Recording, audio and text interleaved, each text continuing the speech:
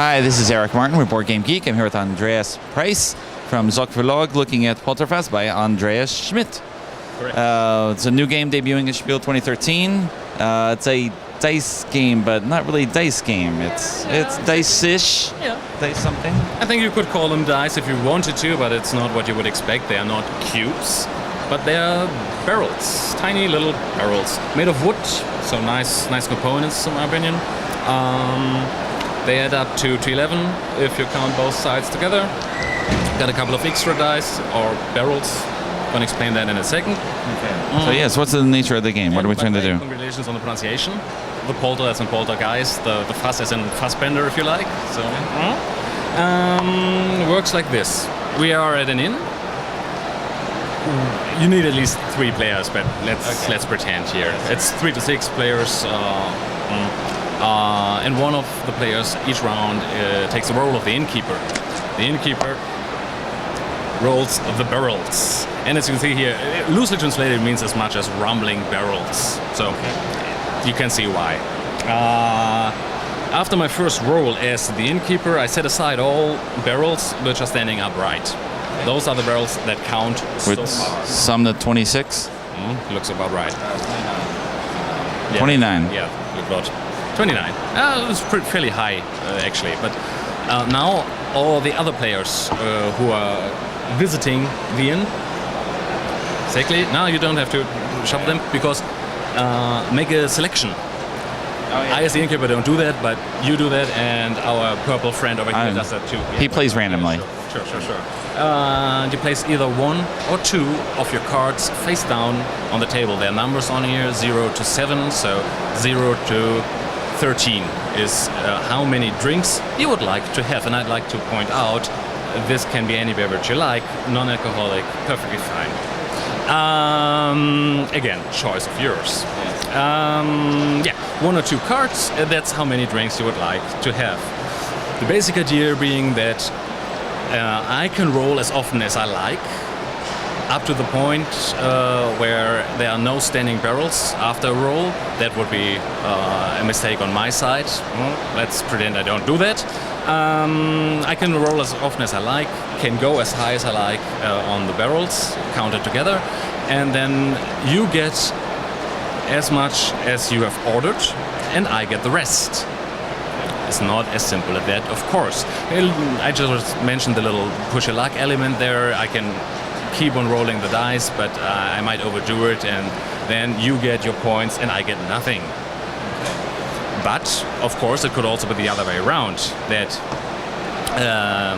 you are too greedy and you would like to drink more than I'm willing to give out. Let's pretend that's the case. Let's just say here single 9 probably works.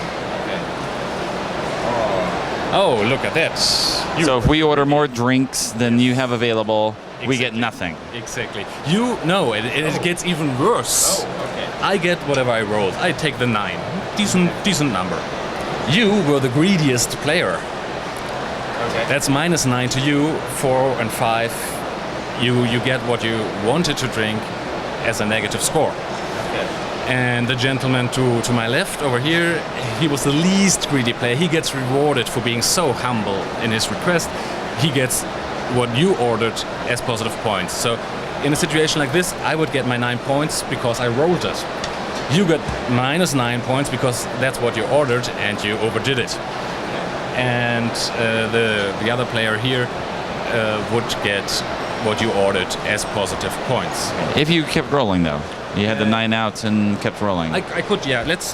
But then you wouldn't turn the cards around. Yes. You put down your 1 or 2 cards after my first roll. I can keep on rolling as long as I like, but you are set. You may not change your cards later on. So let's do that again. Just new round. I do the innkeeper again. Why not? See. And I throw it like this. And here we have one of those special barrels, dark barrels. This one is a barrel destruction action. The other side around would be to count one of the barrels a double.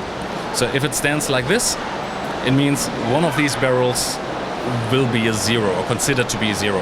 And depending on what I'm going for, I could either destroy the 3 or the 7 to have a number that is as high as possible or as low as possible.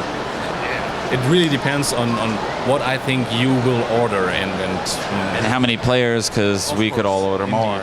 Yep. Now at this point you put down your cards face down on table 1 or 2, and it's my time to roll again.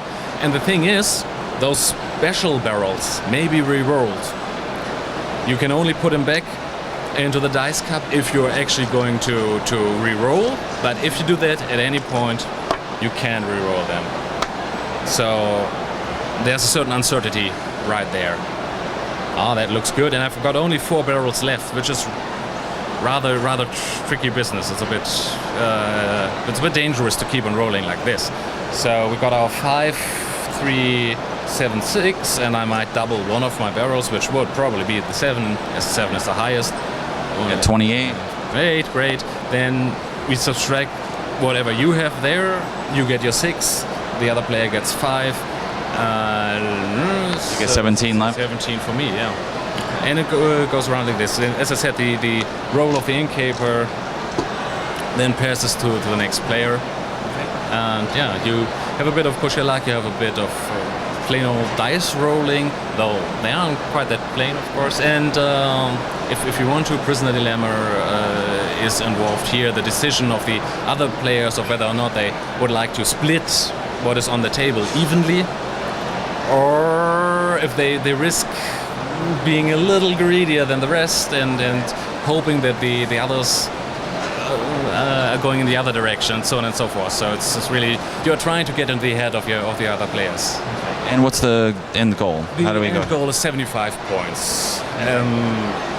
Just proved to be a good number, a good length of play time, 20-30 minutes. If you want to play longer, pick a higher number. If you want a quicker game, go a bit lower. Both work.